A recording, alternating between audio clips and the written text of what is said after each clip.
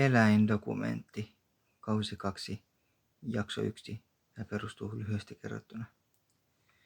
Leijona on suurikokoinen kissaeläin, joka elää villinä Afrikan savanneilla ja pieninä populaatioina Intiassa.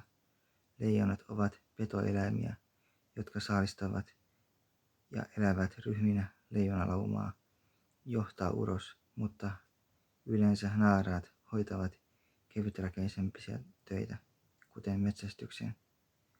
Leijonan ruumis voi olla 2,5 metrin mittainen. Sen säkäkorkeus on 120 senttimetriä ja häntä metrin mittainen. Leijona uroksella on näyttävä harja.